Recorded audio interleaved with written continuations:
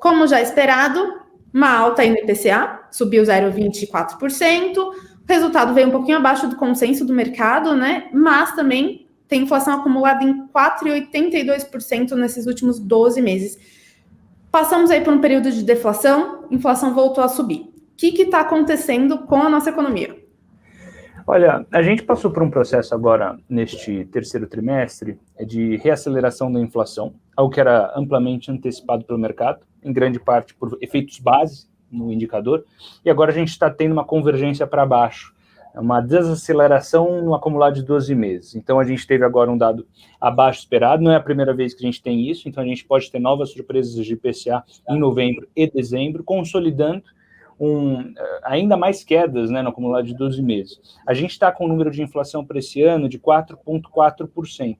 Mas considerando os eventos recentes, a gente pode até ser surpreendido para baixo, eventualmente, a depender da gasolina, tá certo? Mas o dado em si, ele é muito importante. Se a gente olhar isoladamente para a inflação, no olhar fiscal, no olhar o cenário internacional, a gente até poderia pressupor que haveria espaço para uma aceleração de corte de queda da Selic. Não acredito que seja o caso por conta da questão fiscal e por conta do cenário internacional, inclusive o cenário internacional que mais pressionou todo o contexto de ativos domésticos, ativos globais, desde agosto. De agosto a outubro, em grande parte por conta da grande alta dos yields das treasuries americanas, né? Esse processo começa a se reverter também com essa percepção de desaceleração da economia americana, ainda que marginalmente. Então isso pode tirar um pouquinho da pressão, porque em grande parte é o delta, né? Então se você tiver mesmo uma estabilização ou uma queda marginal, já é importante para esses mercados se estabilizarem um pouco. Então o dado foi bom, em termos qualitativos foi um avanço também, então ele veio em termos qualitativos no interior, né? A abertura do dado também foi positiva, bom para serviços, bom para gasolina. Teve ali uma surpresa na questão de bens, mas ainda assim, negativa, né? Mas ainda assim, de maneira geral, um bom dado de inflação. O que torna a continuidade desse ciclo de flexibilização, ainda que no mesmo ritmo que a gente viu, como já contratado pelo próprio comunicado do BCE, como contratado pela própria ata, essa continuidade desse ciclo de 50 pontos de corte nas próximas reuniões, bem plausível, né? Eu fico confortável com ele. Legal. Você já deu uma adiantada em serviços, deu uma melhorada, mas quais que foram os produtos, setores que tanto ajudaram a segurar os preços, mas também que pesaram no bolso consumidor, né? A parte de alimentos parece que deu uma pesadinha aí também? Definitivamente, alimentos deu uma pesada. A questão de bens que eu citei anteriormente, eu gostaria de chamar a atenção para a gasolina, tá? Porque a gente teve um corte do preço de gasolina nos últimos dias, né? E contrariando o que muitas pessoas podem pensar, podemos ter mais um, que seria um presente de Natal, né? Porque, em grande parte, o que a Petrobras está fazendo, vis-à-vis o desconto internacional, a gasolina brasileira não está negociando com esse desconto, né? Está fechando. Ele costuma ter uma diferença, mas não está acompanhando essa diferença, ou seja, haveria espaço para mais corte. Tá? Em geral, no final do ano, a gente tem esse movimento de demanda em queda de gasolina, né, final do ano, etc., e daí você acaba tendo uma descompressão de preço. Existe um vetor aqui de preocupação, que é a questão do Oriente Médio, que pode voltar a pressionar, eventuais novos cortes de oferta por players da OPEP, que pode voltar a pressionar preço, mas de maneira geral tem espaço para novos cortes. E é isso que eu tinha citado anteriormente, de que foi uma surpresa legal para o consumidor dentro desse pacote, né, de IPCA, e pode voltar a ser, né, que é o que poderia fazer com que a inflação fechasse o ano mais perto de 4 do que de 4,5, se é que você me entende. Mas, assim, de maneira geral, um bom avanço. Serviços também avançando bacana para consumidor, de maneira geral. A gente observa que é um movimento sadio de preço, né? Porque, assim, se você falar deflação, né, também não é sadio. O que é sadio é você ter um aumento controlado de preço. Isso que é importante para a economia. É que a gente consegue ver essa normalização acontecendo. Então, de maneira geral, para o consumidor, por mais que nós tenhamos tido, como você muito bem colocou, Juliana, a questão de alimentos ou outros números no interior do dado, ele foi, em termos abertos, né, quando quebrados nos detalhes, positivo de maneira geral. Legal, bacana. E também já deu aquele spoiler aí para os nossos investidores, mas a pergunta de milhões, né? Como que fica o Banco Central com essa história toda? Como que ele vai receber esses dados? Se fala aí um corte de 0,50 ponto percentual, em dezembro, talvez ali no começo do ano mais um pouquinho, começo do ano que vem, né? Mais algum pouquinho, mas o ritmo de cortes da Selic se mantém nesse ritmo ou ele talvez dê uma segurada? Eu entendo que vai se manter, tá? Ele vai usar esse dado junto com todos os outros que ele tem acompanhado para argumentar a favor da manutenção do ciclo de cortes. Ele não é dado forte o suficiente por conta dos outros fatores de incerteza, como eu citei anteriormente, para acelerar o ritmo, mas ele permite que a gente possa manter essa flexibilização. Então, a gente vai ter 50 pontos base, a gente deve encerrar o ano com Selic em 11,75%. A gente vai começar o ano que vem com 50 pontos de corte também, então vamos para 11,25% provavelmente na primeira reunião de 2024, e a gente segue. Agora, os próximos passos, que é o que todo mundo está se questionando, eles estão dependendo de dados, né, dados locais e dados internacionais. Agora, o mercado ele tem precificado, por conta de toda essa incerteza recente, Juliana, uma Selic terminal em torno de 11%, 10,5%.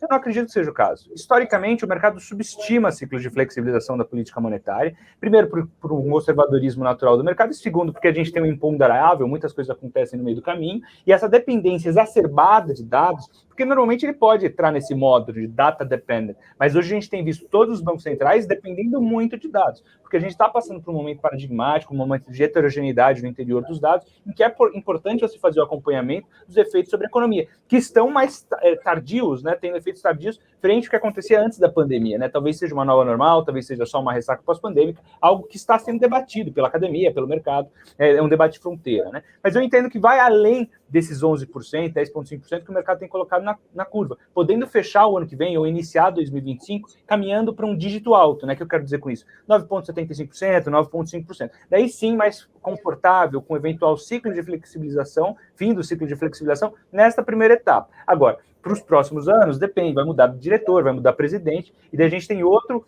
vai ser a primeira vez que a gente terá um presidente heterodoxo comandando o Banco Central brasileiro, né? Mesmo no governo Dilma, mesmo no governo Lula anterior, a gente sempre teve presidentes ortodoxos, mesmo o Tombini, que fez a barbaridade que fez, né? Mais por pressão da Dilma Rousseff do que qualquer outra coisa, ele era uma personalidade respeitada no meio econômico, inclusive até hoje, e ortodoxa, ou seja, a gente vai ter uma experiência nova.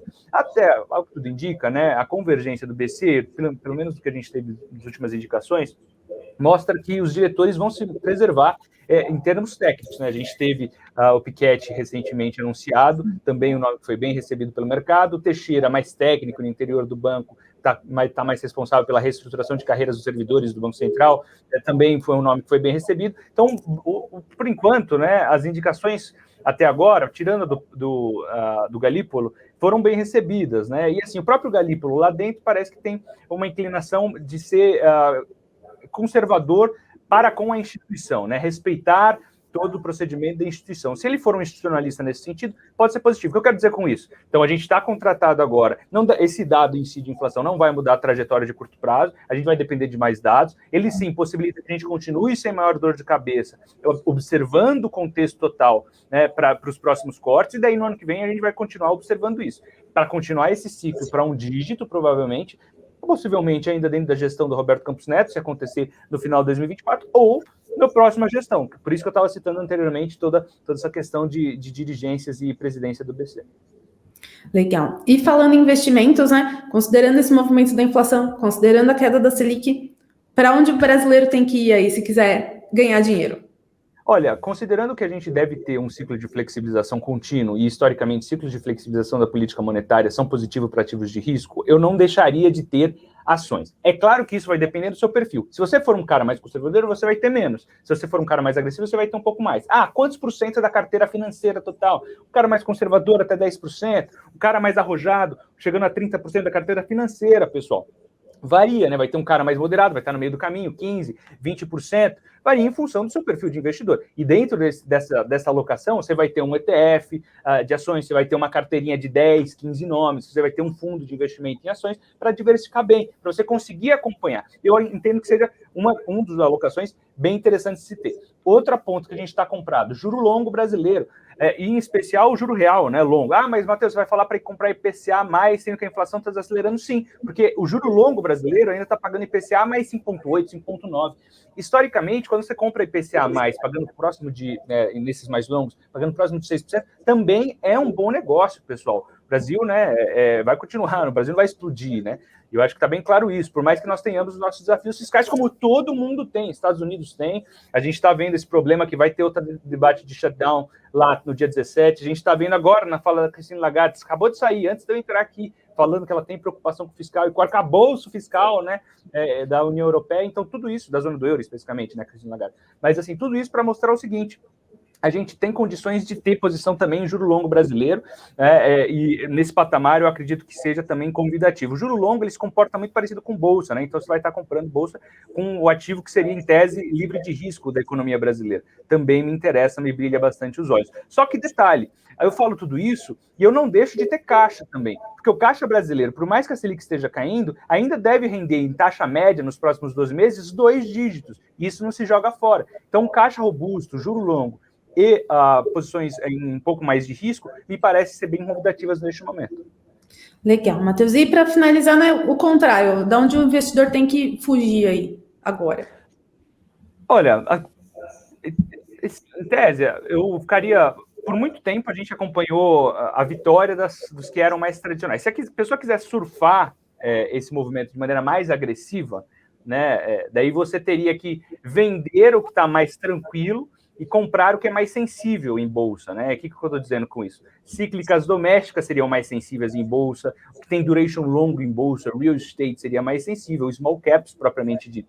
Mas eu não jogaria todas fora, entendeu? É mais uma questão de alocação, é proporcionalidades, né? Não existe esse negócio de... porque as pessoas normalmente têm essa caricatura de querer ou o grande nome vencedor ou o grande nome perdedor para fazer algum tipo de arbitragem ali. Mas, na verdade, pessoal, o que explica retorno de longo prazo aqui não é um nome específico, mas a sua alocação em si. Então, você tem do bolso fazendo esse privilégio, né, para talvez agora, se você quiser arrojar a sua carteira, fica claro, aí, vendendo os que foi mais tranquilo, né, como, por exemplo, utilities, etc., indo para nomes um pouco mais arrojados, cíclicos domésticos, talvez seja um movimento assim, plausível hoje.